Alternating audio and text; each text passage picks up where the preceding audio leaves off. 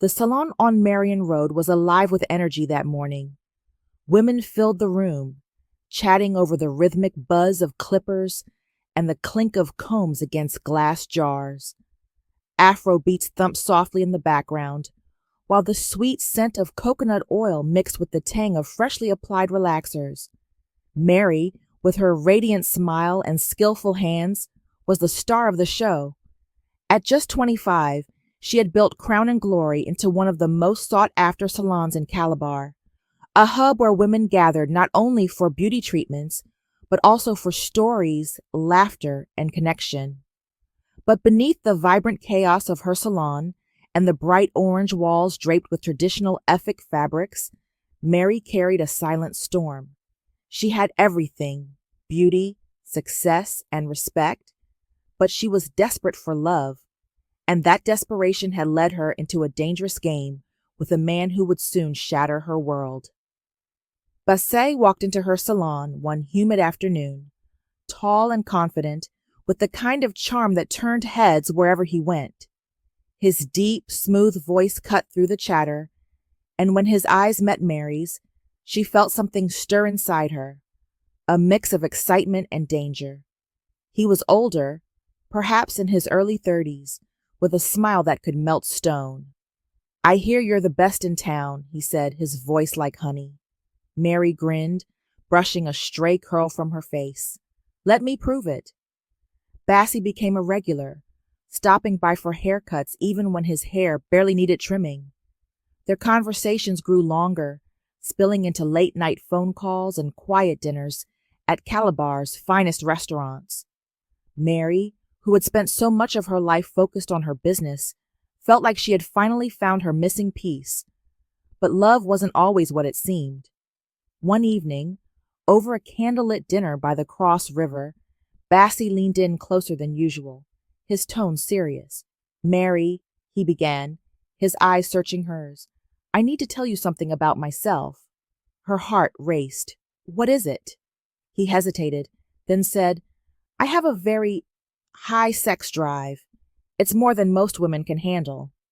Mary blinked, unsure where he was going with this. "What do you mean?" "I don't want to cheat on you, but I need an arrangement that works for both of us.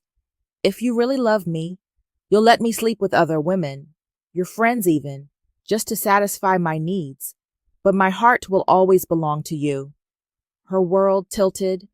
The lively sounds of the restaurant, the clinking glasses, the laughter, faded into silence. Mary stared at him, her mind spinning. It was absurd, degrading even, but the thought of losing him terrified her. She had never felt this way about anyone before, and the fear of starting over loomed larger than her discomfort. "I'll think about it," she whispered, her voice barely audible. That night, she lay awake, staring at the ceiling. Her friends had warned her about men like Bassie, men who knew how to charm their way into a woman's life only to take more than they gave. But Mary convinced herself it was a small price to pay for love. The thought of being alone was unbearable. A week later, she gave him her answer. "If it makes you happy, Bassie, I'll allow it."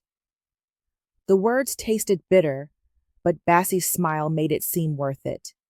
"I knew you'd understand," he said, pulling her into a warm embrace. What followed was a slow unraveling of everything Mary held dear. Bassie wasted no time. He began openly flirting with her friends during their salon visits, sending them suggestive messages and inviting them to private dinners. Mary watched silently, her heart breaking a little more each day. Angel, one of her closest friends, quickly became the center of Bassie's attention. Light-skinned with striking features and a magnetic personality, Angel had always been the life of the party. Mary had trusted her with secrets, shared laughter over plates of jollof rice, and never imagined she could be a threat. One evening, as they braided hair in the salon, Angel hesitated before speaking. "Mary, are you sure you're okay with all this? With Bassie and me?" Mary forced a laugh, her chest tightening. "Of course, as long as he's happy." Angel nodded, but guilt flickered in her eyes. It wasn't long before the inevitable happened. On a bright Saturday morning, as the city buzzed with preparations for the annual Calabar Carnival, Mary's phone buzzed with a call from one of her clients. "Mary, have you seen Instagram today?" the woman asked, her voice brimming with curiosity. "Number, why?" "Basi and Angel. They're engaged. He proposed last night." The words hit her like a slap. Trembling, Mary opened Instagram and saw it. A picture of Basi and Angel, beaming at the camera. The caption read, "She said yes." Her world shattered. Fury and heartbreak propelled her to Angel's house. The streets of Calabar, usually alive with vibrant colors and music, blurred as tears clouded her vision.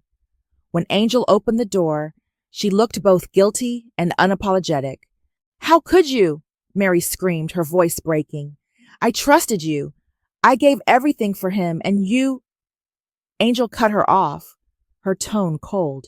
"You gave him to me, Mary. You let this happen. Don't blame me for taking what you threw away."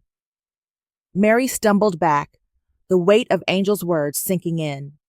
For weeks, Mary hid from the world, her shame and pain consuming her. The once vibrant salon fell silent, its doors closed. It wasn't until Mama Eno, an older woman from her church, visited her that Mary began to see things differently. "Mary," Mama Eno said, her voice gentle but firm, "you've lost sight of who you are.